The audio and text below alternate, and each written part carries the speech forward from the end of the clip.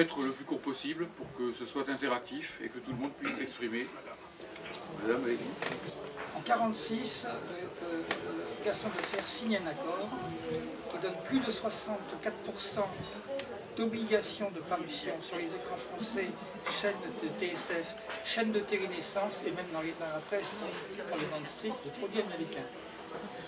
Ce qui restait de disponible était partagé entre tous les autres pays. Ce qui faisait que la France ne publiait ou ne parlait pas plus de 13% de l'édition filmographique et autres par rapport à la masse américaine. Le but de l'industrie américaine, les Américains n'ont jamais considéré le cinéma comme un art, ils l'ont considéré comme un outil, une industrie. C'était de percer les défenses psychologiques et culturelles des pays d'Europe au travers du cinéma américain, American Way of Life. Ceci dit, nous allons retrouver la même chose exactement au travers de l'informatique. Dans l'informatique, il y a une double vanille qui se développer. D'un côté, le langage informatique est tenu par l'anglais, et comme il y a des gens, pour des raisons financières, industrielles, qui veulent introduire l'informatique dans les universités, collèges et écoles, parce qu'on vend aussi du matériel, ça va obliger les enfants à penser en anglais. Mais cet anglais n'est pas un anglais. C'est une espèce de sabir incompréhensible, même des anglais. Il y a d'un côté une volonté de captation d'un marché, de captation des cerveaux des jeunes enfants. Et à ce sujet-là, il faut savoir que Facebook pratique du neuromarketing très poussé au niveau de l'enfance pour pouvoir rendre les enfants addicts aux écrans. Et à partir des écrans, on les tient par le cerveau. Et les gens ne le voient pas. Il n'y a qu'à la télévision, notre ami, comment il s'appelle, qui était sur A2, il était question de supprimer ces émissions, qui en a parlé. Mais en dehors de ça, personne ne veut en parler. La troisième chose, c'est qu'au niveau industriel, la langue anglaise est en train de devenir, comme l'est le dollar, un vecteur qui va permettre aux USA de judiciariser les relations avec la langue comme ils l'ont fait avec le dollar. Vous savez que le fait de faire des échanges internationaux de payer avec un billet de $1, on fait passer sous la coupe du droit américain. C'est extrêmement pervers ça. Et toute cette stratégie a été mise en place à la sortie de la guerre de 14 par le neveu de Sigmund Freud. Parce que là, il faut remonter très loin. C'est pas quelque chose qui vient d'apparaître. C'est une stratégie qui s'est implantée dans le monde occidental. Et on va parler de la théorie du complot parce qu'à chaque fois que vous sortez des éléments comme Annie Lacroix en sort des éléments motivés, documentés et imparables, indiscutables, puisque ce sont des traités internationaux, ce sont des documents écrits, ce sont des accords entre pays. Là, c'est la même chose. Édouard Bernays a participé de la mise en place de la dominance des États-Unis, du marché et des esprits. Parce que ce n'est pas tellement le marché financier qui est intéressant, c'est le marché des esprits. J'ai fait 40 ans de communication d'entreprise. Donc j'ai fait de la propagande en pourriant faire de l'art pendant 40 ans. J'ai commencé par la photo, les murs d'images, j'ai continué par l'édition, j'ai continué par le cinéma sur l'image argentique, le son sur la droite, etc. 40 ans. Pendant 40 ans, j'ai cru faire de l'art, je faisais la propagande. Et le dessert, le voilà. Nous étions chez Renault il y a quelques années, au Technopole Renault, où M. Schweitzer avait imposé de parler anglais. Je ne donne pas le sujet du débat parce qu'il y a un secret industriel, malgré tout derrière ça. Et comme j'ai des compétences dans ce domaine-là, d'autres peuvent en avoir. Il me dit, Frédéric, va poser ta question. Et je pose ma question en français puisque je ne parle pas l'anglais mieux à la sortie de ma classe de 6e. Donc quand vous passez sur un problème technique, vous pouvez vous exprimer que dans votre langue, avec les nuances, les finesses et les astuces de la langue. Et le ressenti de la langue, parce qu'il y a aussi un ressenti. Et il y a une tête d'œuf, porte-cravate, HEC, Sciences Po, etc., qui vient me voir, mais ici on ne parle qu'anglais. Je dis, mais je ne peux pas m'exprimer en anglais. Je ne maîtrise pas l'anglais. Deuxièmement, nous sommes en France. J'estime que dans mon pays, j'ai le droit et le devoir de parler français. Devant tout le monde, il y avait à peu près 150, peut-être 200 personnes dans la salle, mais moi je pense plutôt 150. Je dis, monsieur, devant tout le monde, est-ce que quand vous pétez en anglais? La réponse, elle s'est faite quand nous sommes sortis de la salle de conférence, on a plié le matériel son, la caméra et tout, parce que j'étais en tournage. Et il y a tous les cadres de Renault qui qui sont venus me voir discrètement avant d'aller chez Sodexo, qui m'ont tapé sur l'épaule, c'est bien, c'est courageux. Parce que le problème, derrière ce phénomène, il y a une dictature. Et cette dictature, elle fait pression sur l'encadrement supérieur et moyen. Madame, nous allons réagir à ce que vous venez de dire sur le mot dictature, c'est intéressant. Vous avez évoqué de tout à l'heure la question du cinéma, ce sont les fameux accords signés par Bloom pour autoriser le cinéma américain. Vous avez effectivement tout à fait raison de dénoncer ces pratiques, c'est vrai. On peut remonter à la guerre de 14, c'est vrai aussi, sachant que Clémenceau n'a pas du tout été l'homme glorieux dont on parle, mais que c'est un homme qui au contraire a fait la part belle aux Anglais et aux Américains au détriment de nos intérêts dans beaucoup de circonstances. Il était d'ailleurs parfaitement bilingue anglais, ce que tout le monde ignore. Il était marié à une Américaine et était allé aux États-Unis à la fin de la guerre de sécession. Nous savons tout cela. Bon. Je voudrais réagir à deux éléments. L'un pour vous dire que non, madame, ce n'est pas notre faute. Non. Il faut que nous cessions de nous culpabiliser. Nous sommes au contraire face à une situation de défense. Et si nous en sommes arrivés là, ce n'est pas à cause de notre culpabilité. C'est parce que nous avons eu affaire à forte partie qui ont démobilisé dès le début nos défenses et nous ne nous sentions pas attaqués, donc l'adversaire en a profité pour placer ses pions. La mondialisation elle a commencé il y a 250 ans. Malheureusement, la France joue, si nous étions aux échecs, joue avec les Noirs, ne joue pas avec les Blancs. C'est comme ça. Donc nous ne sommes pas en initiative, mais en défense. Donc il ne s'agit pas de se culpabiliser en disant c'est notre faute. Non, nous avons des collabos, nous les jugeons, j'espère, un jour, mais ce n'est pas notre faute. En revanche, vous avez raison en disant moi, en anglais, je ne connais pas, je ne comprends pas, que ce soit vrai ou pas. Effectivement, je crois que la prise en main de notre avenir linguistique, c'est celui-là. C'est exactement celui-là. C'est en anglais? Ah, j'ai pas compris. C'est en anglais? Ah, ben je n'achète pas. Dans tous les aspects de notre vie quotidienne, de citoyens, d'électeurs, de parents d'élèves, de consommateurs, c'est en anglais? Non. C'est le réflexe que nous devons avoir. Le réflexe de la vie de tous les jours. Parce que ça, on n'a pas besoin d'être militant et encarté dans une association, hein. C'est en anglais? Non. Comment avez-vous... C'est en anglais? Non. Je passe à autre chose. Comment avez-vous dit? Je ne comprends pas. C'est ce réflexe que nous devons reprendre. Comprenons bien que ce n'est pas nous qui sommes nationalistes quand nous nous défendons. C'est l'adversaire qui en face est agressif. Et nous avons la légitimité de nous défendre. Voilà. Il y a une question qu'on peut se poser. Comment positiver la défense de la langue française? Comment arriver à intéresser des entreprises, leur dire qu'après tout communiquer en français, ça peut être un plus pour elles. Alors ça, il y a un problème. Ne pas se présenter sur la défensive, mais dire, ben voilà, si vous communiquer autrement que dans le globish, le langage globish, vous toucheriez peut-être des personnes que vous ne touchez pas. Alors comment faire cette espèce de renversement, c'est-à-dire d'une position défensive Faire comprendre. Ça c'est la première question. Et la deuxième question, c'est très difficile, mais c'est ce qu'essaye de faire la frappe. Produire des choses en français, ne serait-ce que des t-shirts avec une inscription en français. Des t-shirts. Excusez-moi, monsieur, je n'ai pas compris. Bon, des maillots. Voilà, oui. Pardonnez-moi, c'était pour illustrer. Voilà, oui, oui. Mais donc, il y a cet aspect-là. Comment, j'ose pas employer le terme produit dérivé, mais comment essayer d'avoir un petit peu plus des gens qui pensent défense du français, pour moi, alors j'ose pas le mot business, mais c'est une affaire possible. Je peux monter une affaire en m'appuyant sur la langue française.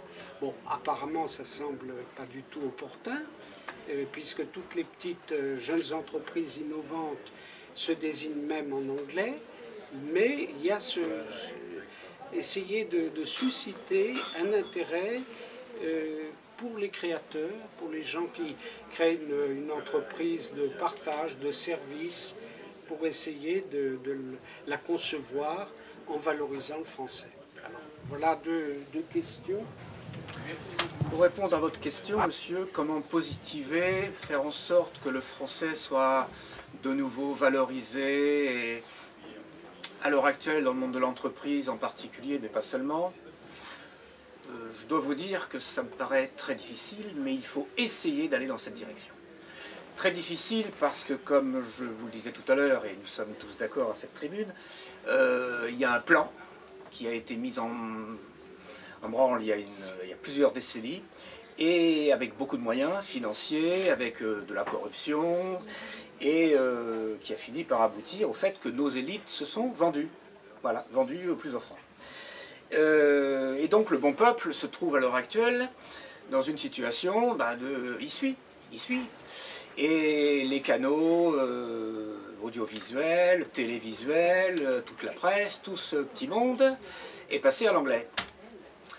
Donc que pouvons-nous faire, nous, simples citoyens français, simples associations, essayer déjà de sensibiliser l'opinion. Et parmi elles, ceux qui sont déjà un petit peu attentifs à ce genre de discours. Voilà. Alors vous avez parlé de produits dérivés. Donc en parler, ça c'est une première chose. En parler autour de soi, son réseau, familial, les amis. Les produits dérivés, pourquoi pas, effectivement, des maillots, éventuellement d'autres manières de s'exposer, des autocollants. Nous sommes en train de travailler là-dessus et nous avons déjà des produits. Mais c'est difficile, mais il faut aller dans cette direction. Il y a des exemples vertueux. Vous avez Michelin, par exemple, un des géants, sinon le géant mondial du pneu, qui utilise dans ses comités de direction, en France même uniquement, et dans ses entreprises, dans ses usines, uniquement le français, qui promeut les langues locales dans ses antennes, notamment en Amérique du Sud, enfin systématiquement toute la chaîne de commandement et les usines et l'ensemble du travail est dans la langue du pays. Et pour les cadres dirigeants de ces filiales qui ont à interagir avec la maison mère française, il y a des cours de français qui sont proposés de manière à être en situation de pouvoir répondre à ce défi. On ne préjuge pas, comme on le fait actuellement en France avec le marché de l'emploi et la langue anglaise, d'une capacité obligatoire, nécessaire et quelque part symbole de votre accession à un diplôme universitaire. Et par ailleurs, quand un Français, parce que ça arrive aussi, est parachuté à la tête d'une de ses filiales, il a l'obligation à son tour et en contrepartie d'apprendre la langue du pays pour s'adresser à ses collaborateurs dans leur langue maternelle. Donc des exemples qui marchent existent. Le vrai problème, pour moi, c'est plus un problème de gouvernance ou de démocratie. Comment attendre... Enfin, dans la mesure que nous parlions de M. Macron et manque de pression populaire qui le conduit à pouvoir finalement négliger en France même la langue française au profit d'effets d'annonce et de plans sur la francophonie. Dans l'entreprise, tant qu'il n'y a pas de pression des salariés et des syndicats, même si ça commence très très doucement, pour défendre l'outil de travail qui est la langue, il est peu probable qu'on parvienne à contrebalancer, disons, la vulgate, la dictate habituelle des élites économiques sur le sujet. À ce titre, un phénomène que je trouve assez nouveau et assez intéressant, c'est que la victoire elle-même est une défaite. Voyez-vous, la victoire elle-même nous rabaisse. Quand on est allé briguer, et on a obtenu les JO de Paris, ça a été au nom du pragmatisme. On est allé démarcher les membres du comité olympique en anglais, éventuellement parfois dans leur langue, mais surtout en anglais. On a fait la vidéo promotionnelle en anglais. Et longtemps après, parce que les associations de défense françaises ont commencé à essayer de voir avec la loi, ont commencé à attaquer au tribunal, ont commencé à se manifester, on l'a fait traduire quand même dans un second temps. On a mis le slogan sur la Tour Eiffel devant le monde entier, un parterre de journalistes en anglais, made for sharing comme une vulgaire pizza. On a vendu Paris aux pièces, à la découpe. Parce que la victoire ne pouvait en aucun cas, on ne pouvait pas obtenir les Jeux parce qu'on était français, on ne pouvait pas obtenir les Jeux parce que la France, avec son génie propre, chaque pays en a un, avec sa façon particulière d'aborder les problématiques, notamment la sportive, son histoire sportive, notamment le fait qu'on est quand même à l'origine de cette réédition des Jeux Olympiques, ce n'était pas le bon angle. En aucun cas, devant le pouvoir souple américain qui se déploie, on ne pouvait affirmer notre propre identité culturelle. Et donc on a gagné comme une récompense pour notre propre rabaissement, pour notre soumission à ce diktat. On est allé chercher la victoire en anglais. Elle nous humilie. De la même façon, quand une grande entreprise, PSA, Renault, quand n'importe quel groupe international maintenant mange ses concurrents, parce que la France économiquement a aussi des positions dominantes, elle tire son épingle du jeu. Nous sommes un peuple technique, nous avons une histoire dans les sciences.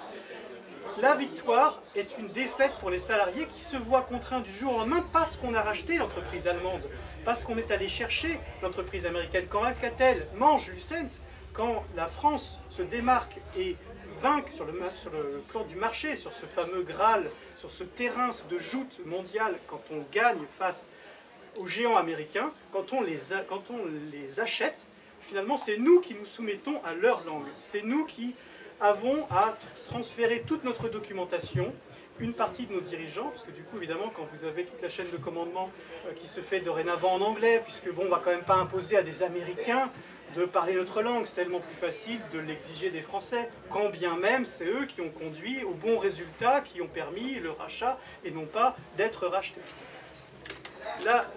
La victoire économique, la victoire sportive, la victoire politique nous rabaisse. Quand on fait un sommet, quand M. Macron fait un sommet à Paris, c'est One Planet Summit, c'est Choose France, c'est-à-dire qu'on va chercher la victoire, on va chercher les capitaux, on va chercher l'attractivité en montrant qu'on sait se couler encore mieux dans le moule anglo-saxon et toujours en oubliant soigneusement d'affirmer notre propre identité culturelle. Et ça, pour le coup, c'est nouveau et c'est particulièrement inquiétant. Merci beaucoup, Mathieu. Hubert Huiron. Moi, je voulais aborder le problème disons, au niveau universitaire et scientifique. Il y a un domaine sur lequel il faudrait agir, et c'est que tous nos savants, nos doctorants sont évalués en fonction de leur publication en anglais, par un système pervers, c'est-à-dire qu'ils sont jugés en fonction du nombre de lecteurs de leurs travaux. Et là, je pense que c'est une grosse erreur, et on devrait au contraire obliger nos chercheurs à publier en français, et la vraie évaluation, c'est quand leurs travaux seraient traduits. Ce serait au nombre de traductions de leurs documents qu'on pourrait vraiment évaluer la valeur internationale de leurs travaux. Et donc je pense qu'il faudrait un petit peu agir au niveau des comités d'évaluation des travaux scientifiques, des éléments. Et sur ce point-là, je crois savoir, que je n'ai pas confirmation, mais j'ai entendu dire qu'au Japon, un savant japonais ne peut publier en une langue étrangère que 2 ans après ses publications en japonais. Alors je ne sais pas si c'est vrai, mais je l'ai entendu dire, ce n'est pas une confirmation officielle.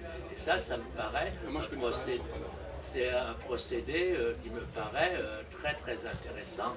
Et l'effet pervers de cela aussi, c'est-à-dire qu'on donne à nos ennemis, enfin nos ennemis entre guillemets, nos concurrents, l'avant-première de nos recherches scientifiques. Ce qui fait qu'on peut très bien avoir, quelqu'un peut très bien avoir des travaux très intéressants, il envoie ça à une revue américaine, c'est mis sous le coude. C'est ce qui s'est passé pour le professeur Montagnier. Et 2-3 ans après, on voit que des anglo-saxons se sont mis sur le sujet. Donc ce système de contraindre les chercheurs à publier en anglais est totalement pervers, et en même temps l'évaluation n'est pas efficace. Moi je pense que le jour où une université américaine ou anglaise ou n'importe quoi fera l'effort de traduire des travaux en France, des travaux qui ont été écrits en français, là ça sera vraiment l'indice d'une véritable valeur scientifique. Très bien, merci beaucoup. Je m'étais inscrit, je vais prendre la parole quelques instants, ensuite ce sera Philippe, et puis donc Michel Mallet par la suite.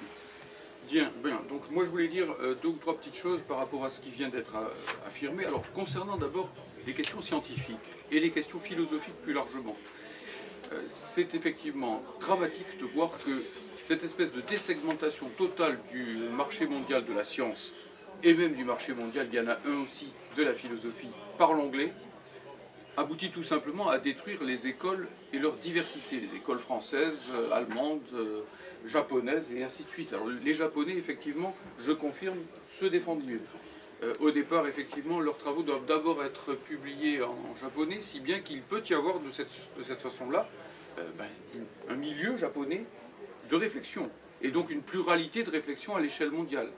Si vous publiez d'emblée en anglais, non seulement vous vous faites piller tout de suite, mais en plus de cela, vous êtes asservi aux problématiques scientifiques, philosophiques, politiques, économiques du dominant. Ok, bon, à demain. Bon, voilà, je laisse passer les interrupteurs. Et donc, en effet, il n'y a plus à ce moment-là de diversité mondiale, et la culture en vit. Vous tuez la diversité mondiale, ou même la diversité locale, lorsque la diversité a disparu, lorsque la différence a disparu, lorsque les différences de potentiel ont disparu, il n'y a plus de circulation, il n'y a plus de jus, hein, si vous voulez. Donc c'est très important, garder une publication, garder la publication en français, même en mathématiques, où on pourrait par exemple se dire, oui, au fond c'est pas très grave que ce soit écrit en français, en anglais, etc. Eh bien non, c'est grave, hein, ça détruit la diversité des recherches et des problématiques. C'est Laurent Laforgue en particulier qui était venu récemment à une de vos conférences, Laurent Laforgue qui est l'autre médaille Fields dont on ne parle jamais dans les médias, qui le réaffirme. Et j'en profite pour donner un coup de patte au passage à la seule médaille Fields de mathématiques qu'on nous présente sans cesse dans les médias, c'est-à-dire M. Villani, hein, Cédric Villani, député En Marche, proche du président de la République, qui lui-même joue un rôle très désastreux, délétère, car il est l'un des angliciseurs systématiques, méthodiques de la recherche. Il milite pour que la recherche s'exprime directement en anglais. Donc vous voyez qu'il y a ici des gens qui, derrière leur façade ouverte, avenante et ainsi de suite, peuvent avoir un rôle extrêmement négatif. Je voulais dire aussi que, par ailleurs, cette manière effectivement de sacrifier systématiquement sa langue va de pair avec ce que nous voyons sur tous les secteurs d'activité, comme sur le terrain social, comme sur le terrain démocratique, comme sur le terrain de la laïcité et bien d'autres choses encore. Nos élites ont honte d'être françaises. Elles ont honte de ce pays qui a été celui de la Révolution française, de la Commune de Paris, du Front populaire, de tant de choses de ce genre qui effectivement dérangent au niveau mondial et international. Elles voudraient se couler dans le moule de ces pays où le capitalisme, les classes dominantes, etc. n'ont jamais été contestées, ou si peu. Hein. Et à partir de là, eh bien, si on pouvait se débarrasser, si pour faire gagner la France, il fallait se débarrasser de tout ce qui fait la France, il le ferait à partir d'un raisonnement dont j'espère que vous mesurez tous l'absurdité, qui revient à dire que pour gagner, il faut mourir. Ce qui signifie quand même qu'on est ici dans le suicide organisé. Je signale au passage que d'ailleurs, cette autophobie nationale, j'emploie ce terme, hein, quand on se hait soi-même, cette autophobie nationale des élites, parce que le peuple, lui, ne se hait pas lui-même, il aimerait bien pouvoir vivre normalement et heureusement. Mais cette autophobie va de pair, comment ne pas le voir, avec la xénophobie. Quand on se hait soi-même, comment ne haïrait-on pas les autres, quelque part? Et xénophobie, autophobie, ça marche ensemble. C'est Jean-Paul Sartre qui l'avait noté il y a bien longtemps dans l'un de ses écrits philosophiques, si vous voulez. Bon, voyons ici les choses d'une façon très précise. Il y a encore un point sur lequel je voudrais intervenir sans prendre trop de votre temps. C'est sur la question que faire. Parce qu'effectivement, on peut toujours chercher à influencer des chefs d'entreprise qui voudraient bien produire en français et non pas cultiver le Made in France, hein, que monsieur... regardez comme c'était curieux, d'ailleurs Mathieu a très bien expliqué les choses à l'instant. Lorsque l'ancien ministre de la production industrielle, monsieur Montebourg, voulait promouvoir la production en France et qu'il la promouvait à travers le mot Made in France, cela disait toute la contradiction et l'aliénation et même l'échec certain de cette entreprise à partir de là. Et bien justement, nous pouvons faire remarquer que cette façon de faire des milieux dominants ne nous laisse guère d'espoir que dans le peuple. En tout cas, c'est le créneau propre de Courriel. Courriel, lui, il va aux manifestations des syndicalistes enseignants, cheminots, ouvriers, etc. Il va à la fête de l'UMA, au festival d'Avignon, etc. Parce que finalement, au fond, si les élites, plus exactement, si ceux qui s'intitulent les élites, car des élites il y en a dans le peuple aussi, que je sache, hein, si ceux qui s'intitulent les élites, donc, démolissent le pays et démolissent la langue, eh bien, c'est du côté du peuple qu'il faut se tourner, car en définitive, c'est lui qui est et qui sera discriminé lorsque, effectivement, pour travailler dans ce pays, il faudra être English Mother Tongue, c'est-à-dire langue maternelle anglais. Ça voudra dire que les Français eux-mêmes, les Français de base, ne pourront plus travailler dans leur propre pays. Cela voudra dire tout simplement qu'ici, eh bien, fonctionnera à l'envers l'odieuse préférence nationale lepéniste. On l'aura fait tourner en sens inverse. Hein, c'est les francophones et ceux qui ne seront que francophones qui ne pourront plus travailler sur leur propre sol. Cela fera bien évidemment monter en flèche le racisme, la xénophobie, et ainsi de suite. Et donc nous combattons sur ces deux fronts. Un dernier mot quand même pour du bon Soukoussi, c'est qu'il faut aussi prendre en compte le fait que notre langue est prise en tenaille, non seulement entre le tout anglais que nous voyons poindre, comme on disait tout à l'heure, mais aussi par cette montée en puissance des régionalismes linguistiques. Non pas que j'ai quoi que ce soit contre les langues régionales en elles-mêmes, contre le breton, le catalan, le basque, le corse, et ainsi de suite. Ça fait partie, cela fait partie de la richesse de la nation, et c'est d'ailleurs écrit comme ça dans la Constitution. Mais par contre, leur utilisation par des mouvements séparatistes qui veulent disloquer le territoire national est très dangereuse. Et elle est accompagnée par le pouvoir. Il est allé, M. Macron, encore une fois en Corse récemment, s'opposer en apparence aux régionalistes corses, hein, ou aux indépendantistes corses, mais à peine sorti de ce voyage à Ajaccio, eh bien, il a demandé à ses services d'étudier la possibilité de graver dans la Constitution ce qu'il appelle un droit à la différenciation des territoires. Et ce droit à la différenciation des territoires, qui accompagne selon lui ce qu'il appelle le pacte girondin, ça peut mener très loin non seulement sur le plan linguistique, c'est-à-dire pas simplement la co-officialité de telle et telle langue régionale et du français sur le territoire, mais tout bonnement, au fond, à la dislocation des lois sociales, du code du travail, des services publics, des services d'État, selon le territoire. Il faut voir ici les choses de façon très précise. Il y a de véritables enjeux sociaux, de véritables enjeux, on aurait dit dans le temps quand on ne craignait pas d'employer les mots justes, des enjeux de classe à ce sujet. Il faut bien le voir. Si le marché du travail, imaginez cela simplement, si le marché du travail européen, et c'est pour cela que l'Union européenne pousse dans ce sens, est intégralement transféré au tout anglais dans les 10, 20, 30 ans qui viennent. Cela voudra dire, si vous voulez, que pour chaque poste de travail, il n'y aura plus 10 personnes concurrentes, mais 100, mais 1000, mais 100 000. Et cela voudra dire qu'à partir de là, par le jeu de l'offre et de la demande, entre la classe dirigeante, la classe capitaliste, appelons-la par son nom, et les travailleurs, la classe du travail, il y aura un écroulement des salaires, un écroulement sans précédent des salaires. Car la concurrence ici sera extrême pour tous les postes de travail, il faut bien le voir. Et c'est pour cela que personnellement, tout en souhaitant bon courage à ceux qui veulent influencer le patronat pour qu'il revienne aux Français, moi je ne compte pas sur lui, parce que lui il y a trop intérêt au tout anglais, et il le sait, et ils ne sont pas naïfs. Et nous, militants des associations de défense de la langue française, nous devons cesser d'être naïfs. Le premier obstacle est chez nous, le premier obstacle est dans nos têtes, quand nous continuons à croire que ces élites-là peuvent entendre nos bons arguments, bien gentiment, qu'elles se trompent, qu'elles n'ont pas bien saisi que, ma foi, eh bien, il faut vendre dans la langue du client, c'est très bien, il faudrait le faire, mais eux, c'est pas ça qu'ils voient en premier. Eux, ils voient en premier comment aligner la France sur le modèle anglo-américain, comment désegmenter le marché mondial du travail et pulvériser les salaires et les acquis sociaux à travers cela, mettre la résistance linguistique dans les luttes sociales. C'est là le point majeur. Hein. Si les cheminots qui défendent leur statut se disent non pas seulement qu'il faut défendre leur statut, mais qu'il faut aussi en finir avec l'opération qui appelle les cars ou les cars SNCF Ouigo, par exemple, hein, ou les TGV Family, hein, ou les TGV Night, eh bien du coup ils auront connecté les fils dans leur tête. Ils verront d'où vient le mal, ils comprendront mieux qui les attaque, et du coup ils pourront peut-être mieux se défendre aussi sur le terrain social.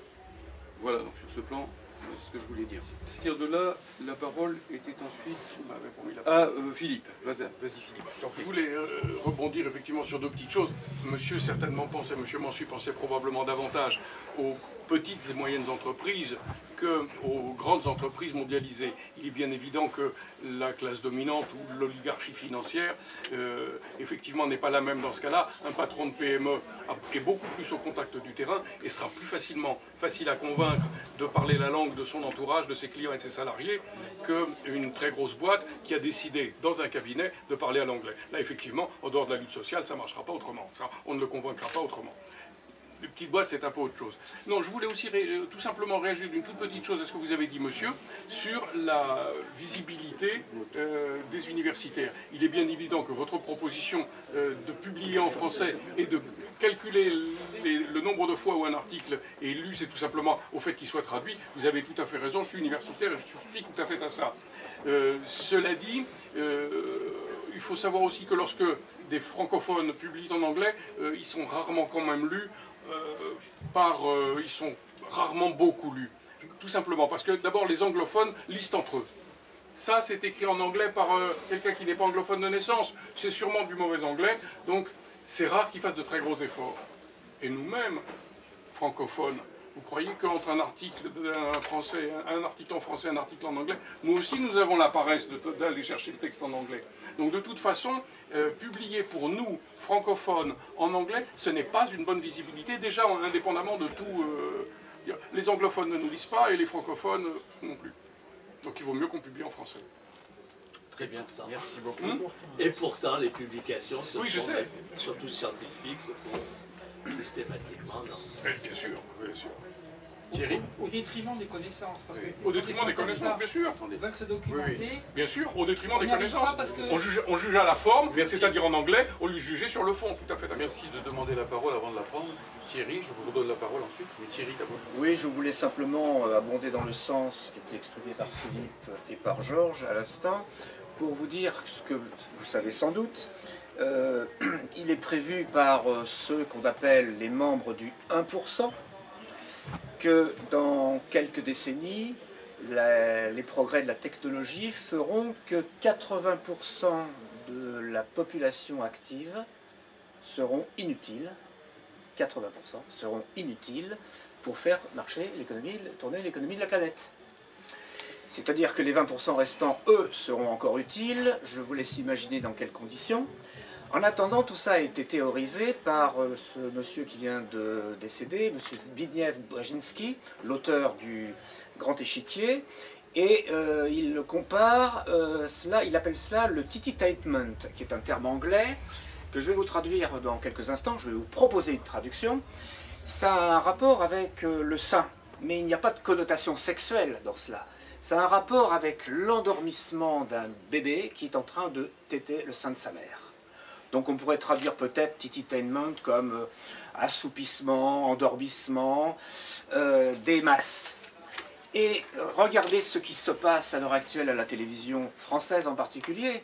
Est-ce qu'on n'est pas en train de préparer le peuple, avec la haute qualité de la télévision française, toutes chaînes confondues, privées comme publiques, à ce fameux endormissement des masses programmé? Je voulais simplement terminer pour dire qu'effectivement le peuple, et en particulier le monde ouvrier, a tout intérêt à se saisir de ce problème de la langue et de la défense de la langue française. Sinon, comme il vient de vous être dit, c'est du chômage en masse qui se produira en France, parce que tout simplement, si le monde entier devait parler le globish, on peut imaginer que des gens venant d'Extrême-Orient, payés 3 francs 6 sous, prendront la place des Français sur le marché du travail. C'est déjà le cas. C'est tout ce que je voulais dire, mais là, ça serait par décuplé, centuplé. Voilà, Ça merci. me permet d'ajouter un petit mot, et puis vous vous inscrivez pendant ce temps, vous levez la main si vous le souhaitez.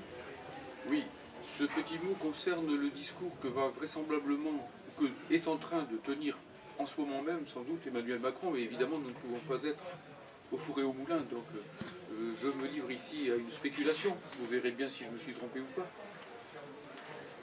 Notamment, il est question de faire en sorte que l'année prochaine, 2019, qui correspond à un anniversaire rond de l'édit de Villers-Cotterêts, par lequel François Ier avait officialisé l'usage du français, pour le dire vite, en quelque sorte, dans le pays. Il est question qu'à cette occasion, donc, M. Macron fasse lancer les travaux de restauration du château de Villers-Cotterêts.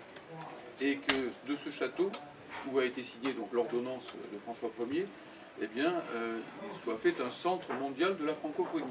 Ce qui évidemment peut paraître alléchant pour nous tous qui sommes attachés à la langue française et donc à un épisode glorieux et central de son histoire. Oui, mais je rejoins totalement ce que disait de façon fort intéressante Mathieu Varnier tout à l'heure. Il est des victoires qui sont des défaites. Et c'est peut-être encore plus pervers, quelquefois. Bien entendu, nous pouvons être contre le fait que ce haut lieu soit restauré et qu'un centre mondial de la francophonie soit créé. Mais à condition que derrière tout cela, il n'y ait pas une simple opération de prestige visant, pour finir, à enterrer la langue française sous des montagnes de fleurs. Car effectivement, si vous voulez, ce qui nous intéresse, c'est que cette langue soit vivante, c'est qu'elle soit la langue du peuple, c'est qu'elle soit la langue du travail, c'est qu'elle soit la langue de la littérature, des échanges, de la chanson, et ainsi de suite, et non pas qu'elle soit muséifiée, en quelque sorte.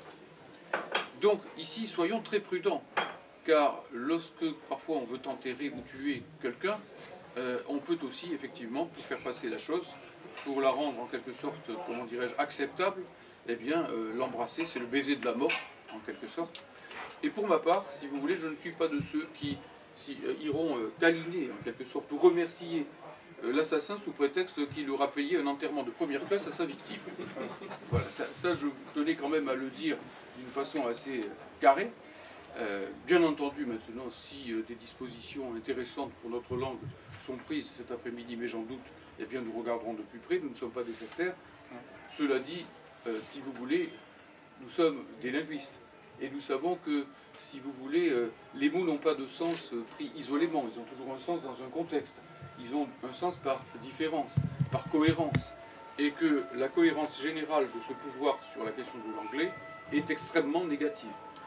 Donc faisons attention, car il peut arriver qu'effectivement, eh bien, les défenses, vous savez, à l'époque du sida, nous savons que quelquefois, c'est dans les défenses immunitaires que se cachent les virus. Hein, c'est-à-dire dans ceux qui sont censés les combattre. Donc faisons attention ici à certains cadeaux empoisonnés et tenons la résistance là où elle doit être tenue, c'est-à-dire au niveau des exigences quotidiennes. Si vous voulez déjà, chacun d'entre nous peut déjà le constater, l'acte de résistance le plus simple, c'est en effet de reprendre les gens quand, à tout instant, ils emploient l'anglais au lieu du français quand les mots existent. Hein, on n'est pas des maniaques, des puristes, etc. Et si moi je gare ma voiture dans un parking et quand je vais en vacances sous une tente, j'appelle ça un camping. Donc il ne s'agit pas ici d'être maniaque, en quelque sorte, ou puriste. Mais comment ne pas s'étrangler d'indignation et ne pas entendre ce que ça veut dire lorsque toute la journée, les gamins disent « yes » au lieu de dire « oui hein, », ou « ok » au lieu de dire « d'accord », et ainsi de suite. Yes, ce n'est pas un petit mot, hein, ce n'est pas un petit rien. Lorsque, vous voyez, dans une langue, quand vous allez à l'étranger, si vous savez déjà deux mots, le mot qui dit oui et le mot qui dit non, vous pouvez déjà faire pas mal de chemin. Mais si déjà l'un des deux mots centraux, vous pensez, le mot oui disparaît au profit du mot yes, ou le mot d'accord au lieu est remplacé par ok, ça signifie quelque chose de grave. Il faut savoir aussi à certains moments employer les mots. C'est pas un hasard d'ailleurs que le mot non résiste mieux que le mot oui. Parce que le mot oui, c'est celui de l'acquiescement, et quelquefois aussi celui du consentement au pire. Le mot non, c'est celui de la résistance. Et celui-là, il cédera peut-être bien longtemps, il s'effacera bien longtemps après le mot oui derrière le mot non, en quelque sorte, si l'on peut dire. Voilà, c'est un détail. Sur ceux qui avaient su dire non. Voilà. Si tu permets, je voudrais ajouter quelques mots. Oui. Sur ceux qui ont voulu dire non. Les immigrés, puisque moi, à cette époque-là, il y a 75 ans, j'étais chef de groupe de FTP-MOI, que Charles Tillon a désigné comme le fer de lance de la résistance armée française. Elle était composée à 98% par des gens étrangers et qui avaient des difficultés à parler le français. Mais ils avaient choisi, poursuivis dans leur propre pays, ils avaient choisi la France, le pays de la Révolution, le pays des droits de l'homme, le seul pays au monde où sur les bâtiments publics il y a écrit liberté, égalité, fraternité. C'est ce pays-là que les gens avaient choisi pour venir se réfugier. Et lorsque ce pays-là, plus ou moins bien accueilli d'ailleurs, mais lorsque ce pays-là s'est trouvé en danger, eh bien il s'avère qu'aujourd'hui il y a beaucoup d'historiens qui vous disent le fer de lance de la résistance armée française, ça a été les FTP-MOI, ça a été les étrangers. Eh bien, après la libération, ces étrangers qui avaient décidé de rester en France, pour se rapprocher davantage de la France, pour sentir leur cœur qui se liait avec le cœur des Français, après leur journée de travail, ils allaient apprendre à parler le français. Il leur semblait qu'en sachant parler à peu près correctement le français, eh bien eux aussi, ils partageaient cet honneur de la révolution, des droits de l'homme, etc. Voilà pour ce que représentait la langue pour mes camarades à cette époque-là. J'ajouterai, pour que vous sachiez combien il valait et combien ça peut me réveiller la nuit, 52 de mes camarades sont morts sous la torture, pas un seul n'a parlé sur la torture. Je crois que ces gens-là qui rescapaient de cette chose-là et qui considéraient comme un honneur de parler la langue française, sont morts maintenant. Je suis un des rares rescapés, mais vous voyez que je suis à côté de vous pour me battre pour la défense de la langue française. Et je vous remercie de la bataille que vous menez.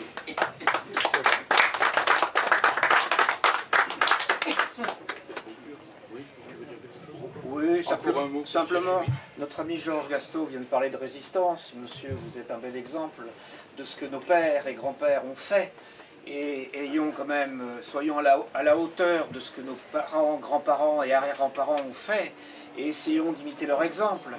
J'ai envie, vous avez parlé de résistance tous les deux, bien, j'ai envie de citer le professeur Michel Serres, professeur d'histoire, philosophe, académicien, qui disait sur France Inter en 2005, je cite, « Je pense qu'aujourd'hui, il y a sur les murs de Paris plus de mots anglais qu'il n'y avait de mots allemands pendant l'occupation. Et ça, c'est quand même sous la responsabilité de ceux qui veulent bien le mettre, parce qu'il n'y a pas de troupes d'occupation aujourd'hui. Je les appelle des collabos. » Très bien. Belle formule. Je peux citer la... Oui, et bien donc c'est à cet esprit de résistance que nous vous convions, mais apparemment ce n'est pas nécessaire. Je pense que tous ceux qui sont venus là ont déjà cet esprit de résistance. Et donc, si vous voulez nous aider, eh bien vous pouvez vous procurer des autocollants, vous procurer des tracts, vous procurer des affiches, hein, et donc éventuellement aussi nous retrouver lors des prochaines évolutions de cette situation. Pour ma part, je vous suggère que peut-être l'année prochaine, hein, le 20 mars, vous reteniez encore votre date et que nous fassions des petits. Que nous préparions le 20 mars très en amont. Que le 20 mars ne soit plus simplement donc une journée de commémoration, etc., mais véritablement une journée de lutte. Et cela se prépare très en amont, vous le voyez bien, car c'est compliqué. Notamment si l'année prochaine, le 20 mars, eh bien, anniversaire de Villers-Cotterêts, nous allons vers quelque chose de très grand, de très ample du côté du pouvoir, et que par conséquent une riposte doit lui être apportée, et que nous ne pouvons pas l'apporter à 3 ou 4. Hein, donc il faudra peut-être ici mûrir les choses longuement à l'avance et voilà, planifier un petit peu ces actes de résistance.